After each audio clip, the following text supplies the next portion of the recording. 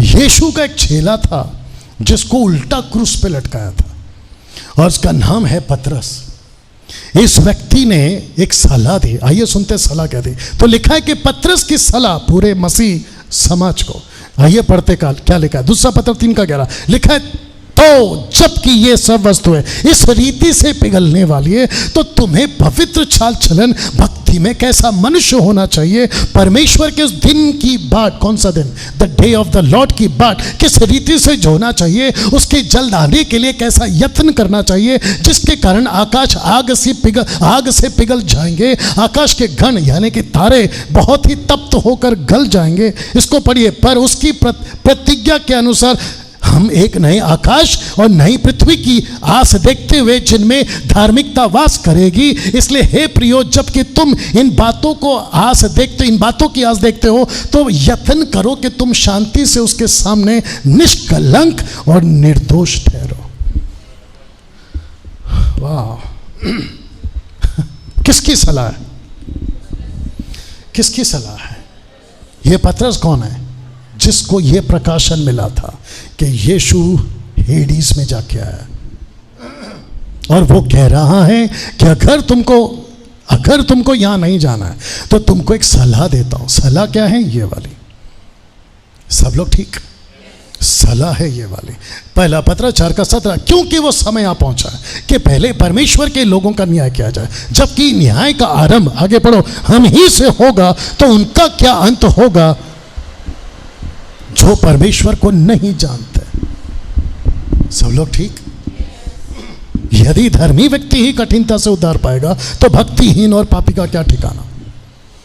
आपको याद होगा कि एक व्यक्ति यीशु के पास आया, मैं वक्त के हिसाब से खत्म करूंगा, चिंता मत करो। सब लोग ठीक है? किसी ने उससे पूछा, यीशु से पूछा, हे प्रभु, क्या उद्धार पाने वाले थोड़े हैं? यीशु ने उससे कहा, सके द्वार से प्रवेश करने का यत्न करो, जिसको कहते हैं नैरो वे। ठीक है ना? अब ऐसा क्यों? क्योंकि मैं तुमसे कहता हूं कि बहुत से प्रवेश करना चाहेंगे, आगे पढ़ो, ना कर सकेंगे। एक साथ पूछो, क्यों? कठिन होगा, रास्ता कठिन होगा, आसान नहीं है। सब लोग ठीक? बात समझ रहे हैं? अब इसको पढ़िए, उद्धार पाने से लेकर मरने तक। ये बहुत पावरफुल है, बहुत ध्यान से सुनना, ठीक है ना? उद्धार पाने से लेकर मरने तक पृथ्वी पर कैसे जीना है, इसका चुनाव आपको करना होगा। आ जाओ वापस, उसके हाथ से बोतल ले ले।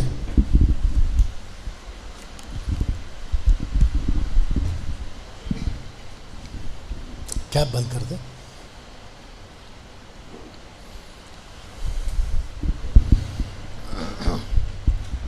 वापस एज यूजुअल। वाह,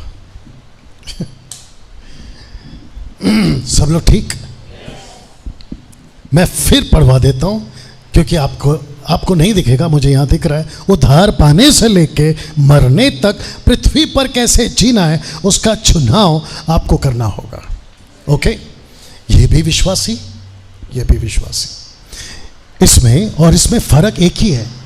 इस व्यक्ति ने पृथ्वी पर कैसे जीऊंगा, इसने तय किया है कि मुझे कितना खाना है, कितना पहनना है, कितना देखना है, कितना सुनना है, कहाँ तक जाना है, कहाँ तक नहीं जाना है, इसने तय किया। और आपको पता है, जब इसका उद्धार, नाटक चल रहा है, जब इसका उद्धार हुआ, एक सोचते 25 साल का था, 25 साल का, और दाऊद के हिसाब से जो कहता है 70-80 तक जिएगा, तो एक काम करते हैं, इसको 75 तक जिंदा रखते हैं इसको। ठीक है?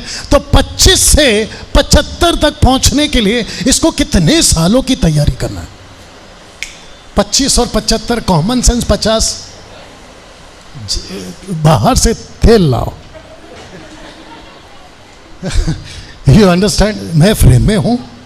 ओके, वापस कहते हैं 25 में उद्धार पाया, इसको मरना है 75 में। ये कितने साल तक का चुनाव कर रहा है? 50।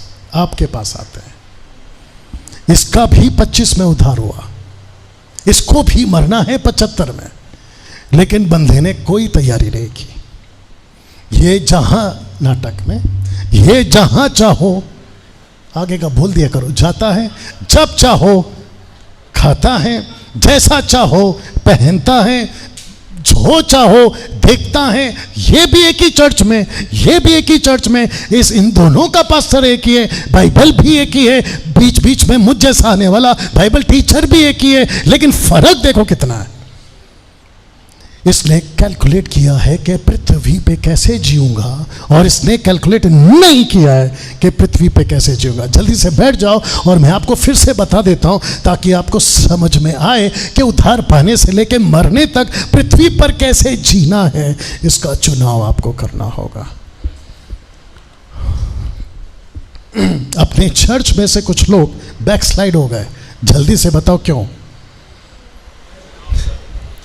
जरा चित्र को देख के भी बता सकते हैं आप। You understand? सब लोग समझ रहे हैं मैं क्या बात कर रहा हूं? कुछ चर्च में आए और जिसको कहते हैं ना कि घोड़े पे कोई लगाम नहीं है और बेकाबू, कहते हैं, मैंने कहीं पे कल ही रात को सुना था, कहते हैं कि बच्चा बोलना 2 साल की उम्र में सीख जाता है, लेकिन कैसे बोलना है, कब बोलना है, कहां बोलना है, उसको सीखने के लिए पूरी जिंदगी। You understand? चर्च में आते हैं लेकिन कैसे जीना है ये कैलकुलेट नहीं किया है। तो मेरा प्रश्न ये है, आपका आके भी क्या फायदा, ना आके भी क्या फायदा। कैसा लग रहा है? मसीह बनना काफी नहीं है, आप कैसे मसीह जीवन जीते हैं ये काफी, या इसके ऊपर गौर करना।